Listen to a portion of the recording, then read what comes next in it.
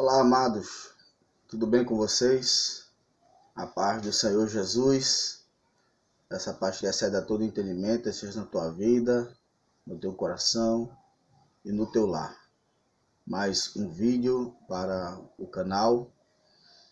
Nós postamos um vídeo novo ontem, espero que você tenha assistido.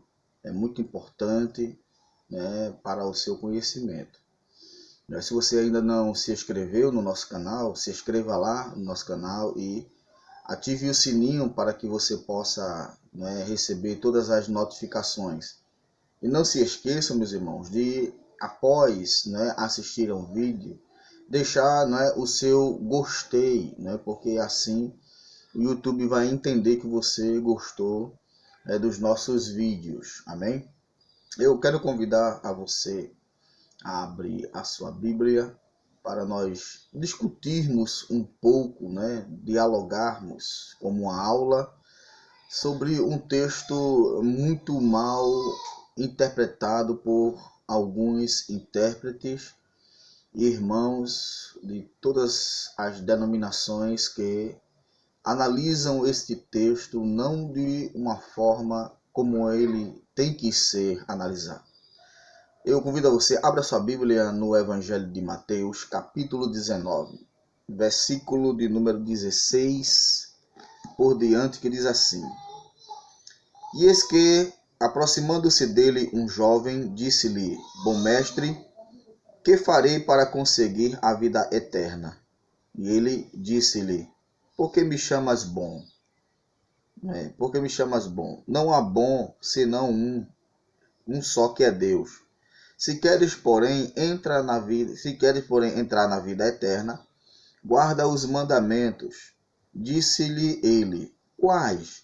E Jesus disse: Não matarás, não cometerás adultério, não furtarás, não dirás falso testemunho, honra teu pai e tua mãe, e amarás o teu próximo como a ti mesmo.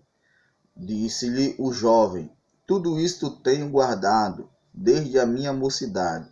Que me falta ainda? Disse-lhe Jesus: Se queres ser perfeito, vai, vende tudo que tens, dá aos pobres, e terás um tesouro no céu, e vem e segue-me. E o jovem, ouvindo essa palavra, retirou-se triste, porque possuía muitas propriedades. Disse então Jesus aos seus discípulos: Em verdade vos digo que é difícil entrar um rico no reino dos céus. Amém? Pois bem, meus irmãos, o assunto que nós queremos falar nesta manhã, no seu horário que você assistir esse vídeo, eu quero falar nesta tarde, nós discutimos um pouco, sobre este termo, esta expressão dita por Cristo, ao se dirigir aos discípulos, que é mais fácil um camelo entrar no fundo de uma agulha do que um rico entrar no reino dos céus. Na realidade, por que Cristo ele falou esta expressão? De que dito popular é esse, amigos, meus irmãos? É um termo técnico? É um dito popular? É algum provérbio que Cristo ele citou, que já existia este dito popular e Cristo corroborou, para trazer uma mensagem, da dificuldade, da impossibilidade de um rico entrar no reino dos céus.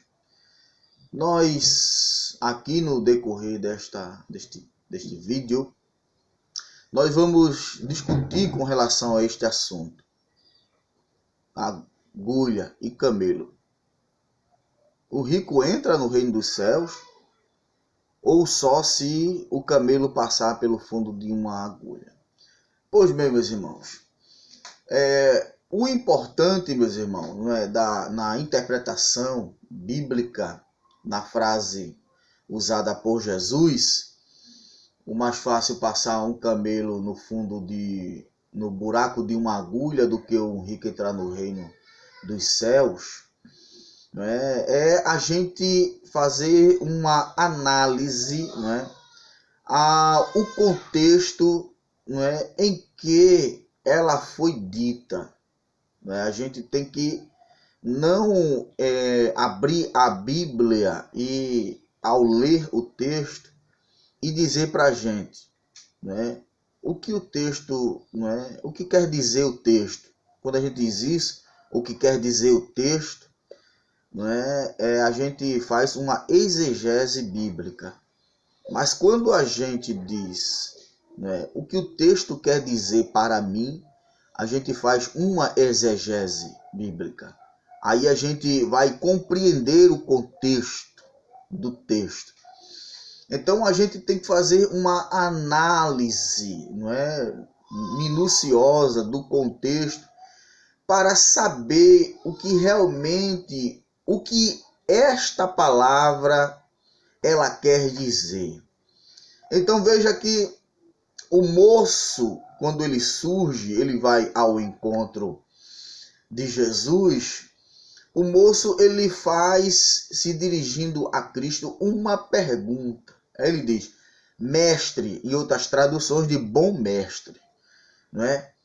Que farei para herdar a vida eterna? Então, Jesus, ele logo informa àquele jovem, não é, a necessidade de guardar os mandamentos.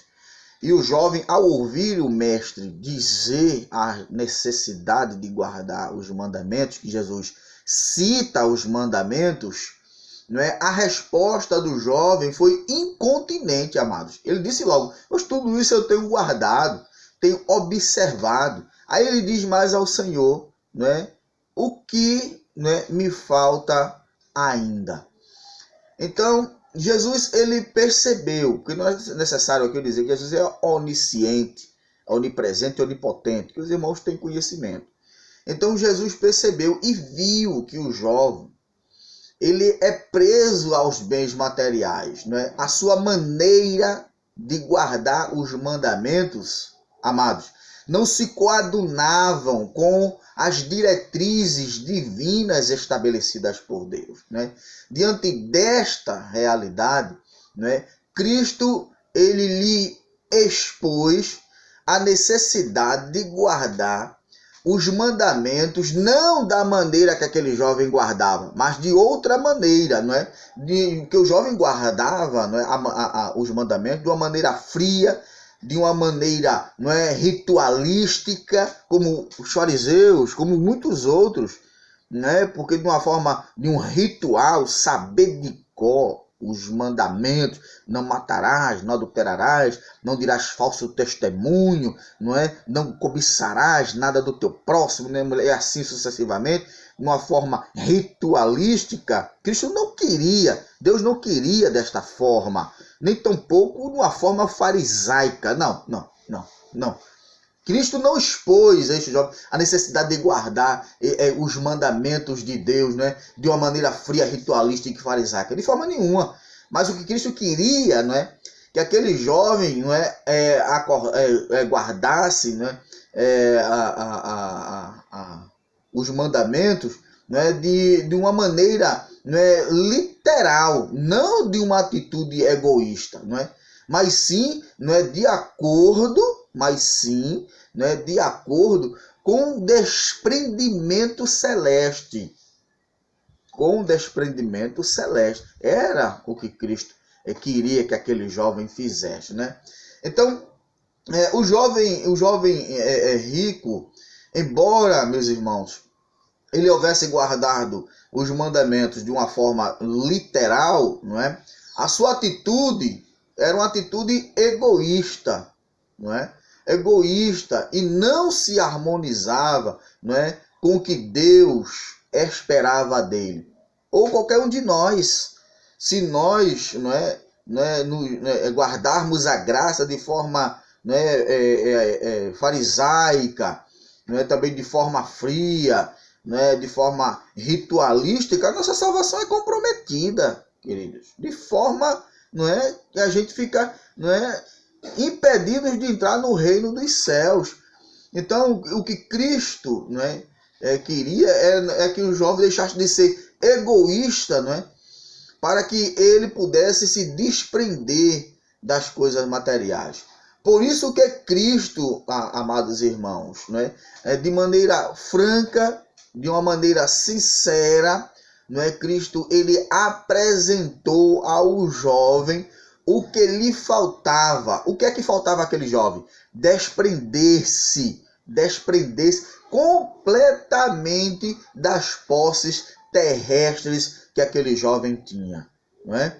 Então, meus irmãos, quando Cristo ele dirige-se àquele jovem para ele se desprender, não é, do que ele tinha, não é? A gente vê, não é, que aquele pedido que Cristo faz, né, não é, a exigência que Cristo faz, né, foi muito forte, de forma que aquele diálogo entre Jesus e aquele jovem ele cessa, ele acaba ali, porque o jovem ele tinha estas características que Cristo ele diz, fria, calculista e também farisaica, não é? De forma que estas coisas, não é, prendem a pessoa ao bem pela qual ele possui. Então, é nesse momento, amados, né, que Cristo ele usa, né, uma célebre frase que tem sido muito mal interpretada, meus irmãos, ao longo do tempo, por não compreenderem o verdadeiro sentido e do que significa a palavra camelo, não é? E também agulha, não é? E no dito, não é, popular que Jesus diz, obviamente, não é, o tempo, não é? O tempo passando-se mais e mais, né? Muitos intérpretes, meus irmãos, né, começaram a interpretar, não é, este texto, o camelo passar pelo fundo de uma agulha, e muitas das interpretações trazidas foram interpretações equivocadas. E nestas interpretações equivocadas, meus irmãos, houve uma, não é, que acabou ficando como verdadeira, né, podendo não ser o que realmente era o que Cristo estava a dizer, não é? Então, queridos, nós iremos aqui posteriormente falar aqui, não é, essas interpretações, o que esses intérpretes, não é, pós-cristianismo, não é pré-cristianismo. Essas interpretações só surgiram o pós-cristianismo, meus irmãos. E a gente vê aqui, amados irmãos, não é, que quando a gente faz, não é, uma leitura rápida, não é, dessa passagem que Cristo ele fala do jovem rico, essa passagem ela tem nos levado, né, à seguinte conclusão no momento em que a gente lê. Quando a gente vai lendo, né, quando o jovem se apresenta a Cristo, né, e pergunta o que ele pode fazer para herdar, e quando chega no versículo de número 23, né, quando Cristo fala aos discípulos que é mais fácil um camelo passar pelo fundo de uma agulha do que o rico entrar no reino de céu. Quando a gente lê este versículo, logo vem a análise na gente, não é, meus irmãos? Não é? A passagem leva a gente a concluir, a trazer essa conclusão, que os ricos nunca poderão herdar o reino dos céus. É difícil um rico ele entrar no reino dos céus, não é? Desde que um camelo, não é, ele passe pelo fundo de uma agulha. Enquanto o camelo não passa, é difícil o rico entrar. Esta é a conclusão que nós temos, amados, não é verdade? Você já não concluiu isso? Você já não viu pregadores dizer isto nas pregações, nos seus sermãos, não é? Que é difícil um rico entrar no reino do céu por causa do apego às riquezas, não é verdade? Vocês já ouviram isso? Eu já ouvi muitas vezes. Mas, amado, quando a gente lê os textos seguintes, 24, 25 por diante, não é? A gente vai entender, meus irmãos, que a verdade é dificílimo, né, para um rico obter o reino dos céus, não porque, irmãos, ele é rico, não, de forma nenhuma. Né? Quando a gente começa a ler, o rico, ele é rico, né? E isto não impossibilita dele entrar no reino do céu, de forma nenhuma, meus irmãos. Não é? O rico, ele para obter o reino dos céus, não é porque ele é rico, mas por causa, né? O que faz com que o rico ele não herde o reino de Deus é as atitudes para com as riquezas, assim como este jovem. A atitude daquele jovem era para com as riquezas e não para a vida eterna. Então somente ele queria saber de Cristo o que era necessário para obter o reino. E Cristo disse o que era. Como ele guardava, então ele achava que isto era o suficiente para ele. Mas o que faz com que um rico, ele não entre na vida eterna, é as atitudes dele, do rico, para com as riquezas que ele tem. Porque, meus irmãos, o texto de Mateus 19 e 24, se você ler, ele não apresenta, meus irmãos, nenhuma impossibilidade. Não há impossibilidade nenhuma da salvação para com os ricos. Então, apenas as maiores dificuldades que os ricos têm, é deles vencerem a eles mesmos. Mas Cristo, de forma nenhuma, meus irmãos, ele traz para os discípulos que existe esta impossibilidade, que é impossível o rico entrar no reino do céu. De forma nenhuma, porque há ricos em que o seu coração não está na riqueza. Ele não vive de forma hipócrita. Ele não vive de uma forma farisaica. Ele não vive de um ritualismo. Ele vive para Deus, para Cristo, para o Evangelho. E por isso Deus abençoa. A prova disso você vê, Jó, Jó. E também você vê aquele Zaqueu. Duas referências bíblicas que vocês podem se basear. Jó, que era rico, mas o coração não era voltado. O da esposa era, amados, voltado para as riquezas. É tão provável que quando Jó perde tudo, perde filho, ela diz o seguinte: amaldiçoa esse teu Deus e morre, e abandona aquele homem. Mas Jó diz: no saí do ventre da minha mãe e no tornarei para lá. Deus me deu, Deus tomou.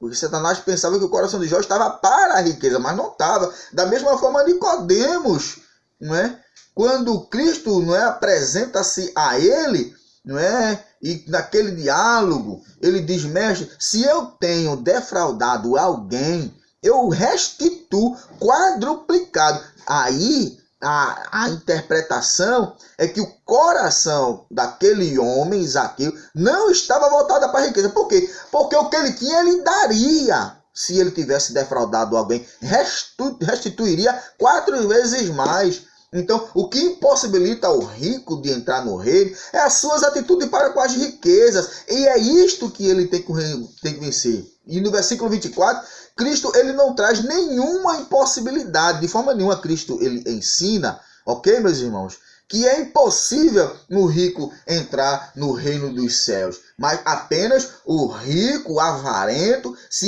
ele quiser entrar no reino dos céus, como aquele jovem rico, ele teria que vencer a ele mesmo. Ok? Está me compreendendo? Eu quero aqui fazer para você uma pergunta ao qual você me dará 3 explicações. Vou fazer uma pergunta a vocês. Quais são os 3 maiores perigos das riquezas na vida de uma pessoa, de um crente? Quais são os 3 maiores perigos da riqueza na vida de uma pessoa ou de um cristão? Você sabe da resposta?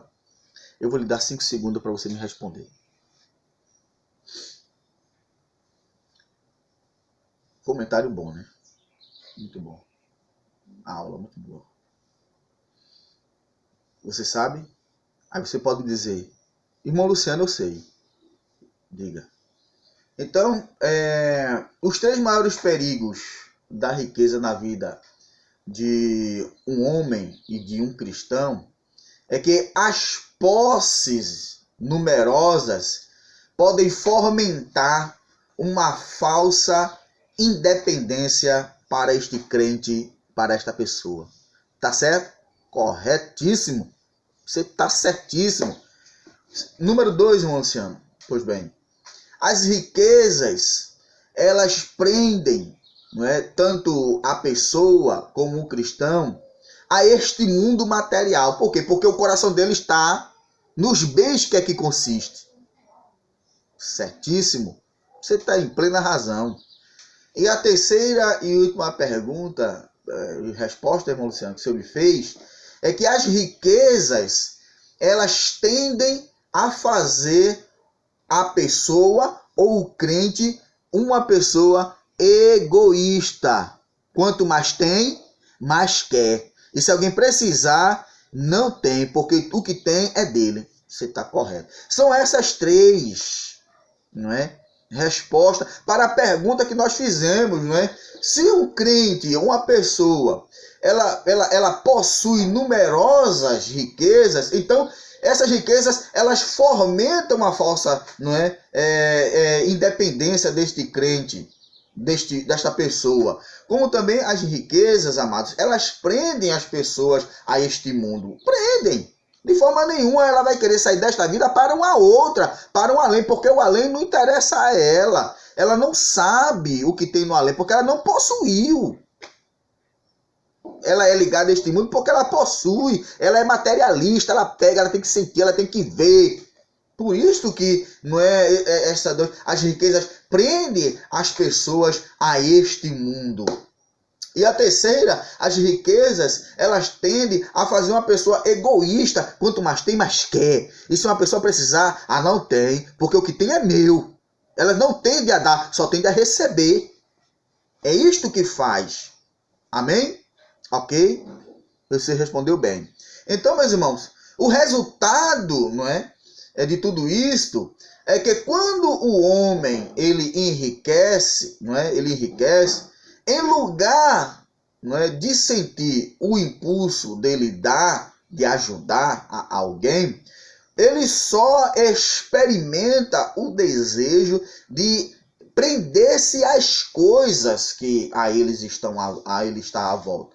Porque o seu instinto, meus irmãos, o leva a possuir mais e mais coisas em busca de uma segurança que só ele crê que as coisas lhe possam dar. É isso que acontece a um homem materialista.